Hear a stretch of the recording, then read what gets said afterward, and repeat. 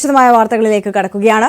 പാണക്കാട് തങ്ങളെ വിമർശിച്ചതിനെ ന്യായീകരിച്ച് മുഖ്യമന്ത്രി ജമാഅത്തെ ഇസ്ലാമിയെയും SDP-യെയും ലീഗ് ചേർത്ത് നിർത്തുന്നു.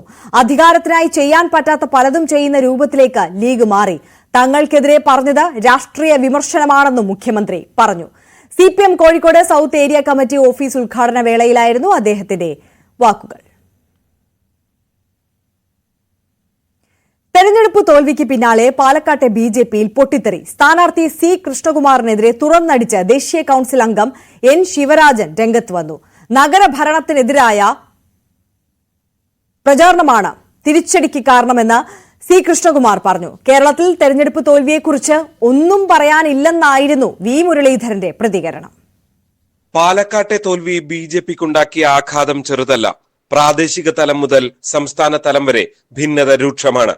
സ്ഥാനാർത്ഥിയെ വ്യക്തിപരമായി വിമർശിച്ചുകൊണ്ട് മുതിർന്ന നേതാവ് N ശിവരാജൻ രംഗത്ത് വന്നു. പബ്ലിക് വോട്ടുകൾ ജയിക്കുന്ന അന്തരീക്ഷം വന്നാൽ ഈ രാഷ്ട്രീയക്കാരല്ലാത്ത ഒരു രാഷ്ട്രീയമില്ലാത്ത ആൾക്കാർ ജയിക്കുന്ന സ്ഥാനാർത്ഥി വോട്ട് ചെയ്യുന്നുണ്ട്. ആ വോട്ട് നമുക്ക് കിട്ടുമായി. സംസ്ഥാന നേതൃത്വത്തിനെതിരെ സന്ദീപ് വാചസ്പതി നേരത്തെ രംഗത്ത് വന്നിരുന്നു. സംസ്ഥാന അധ്യക്ഷൻ നേരിട്ട് പ്രവർത്തിച്ചിട്ടും വോട്ട് കുറഞ്ഞത് പരിശോധിക്കണമെന്നായിരുന്നു സന്ദീപിന്റെ ആവശ്യം. എന്നാൽ സുരേന്ദ്രൻ നന്നായി പ്രവർത്തിച്ചു എന്നാണ് N ശിവരാജൻ പറയുന്നത്. നഗരഭരണത്തിനെതിരായ പ്രചാരണം തിരിച്ചടിയായെന്ന് C കൃഷ്ണകുമാർ News 18നോട് പറഞ്ഞു. പ്രാദേശികമായി വലിയ എതിർപ്പുണ്ടായിട്ടുണ്ട്. തന്റെ ശൈലി മാറ്റണമെന്ന് ശിവരാജന് തന്നോട് തന്നെ പറയാമായിരുന്നു എന്നാണ് കൃഷ്ണകുമാറിന്റെ മറുപടി.